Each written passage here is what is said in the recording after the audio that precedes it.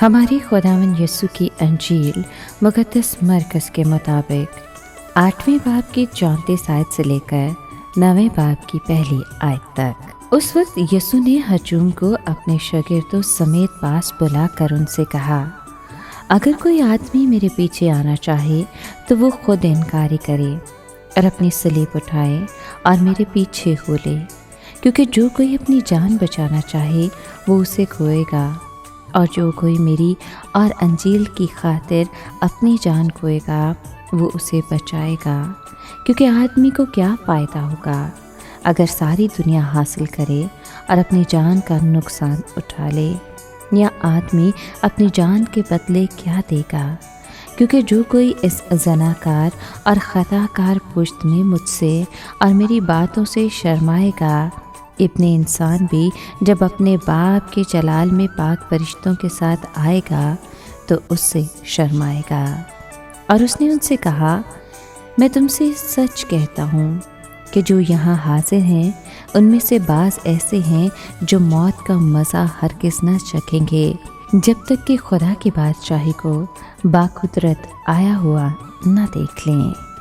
पाक कलाम के पढ़े और सुने जाने पर खुदावंद की बरकत हो, खुदा का शुक्र हो। अजीज़ दोस्तों, आज के कलाम में हमने सुना कि मसीह यीशु ने पहली मर्तबा अपने शागिर्दों को अपनी मौत के मुतालिक बताना शुरू किया। ये बात काबिल गौर है कि यीशु ने हमेशा अपनी मौत के साथ अपने जी उठने का भी जिक्र किया। ये पहला इशारा था कि बादशाही की राह सलीब से होकर गुजरती है। चनाचे पतरस ने यीशु को बड़ी नेक नियति से मलामत की। यीशु ने आसान रास्ता इख्तियार करने की आजमाइश पर फतह पाई और उन्हें बताया कि उसके पैरोकार भी अपना इनकार करें और सलीब की राह से उसकी पैरवी करें। फिर उसने पेशेनगोई की कि जो यहाँ खड़े हैं उनमें से बाज़ उस वक्त तक मौत का मज़ा ना चखेंगे जब तक कि वो खुदा की बादशाही को कुदरत के साथ आते हुए ना देख लें। बाज़ इससे ये समझते हैं कि ये उसकी मौत, जी उठने और रूह पाक के नाजिल होने के बारे में है। ये भी मुमकिन है कि ये मसीह की सूरत बदल जाने की तरफ इशारा हो।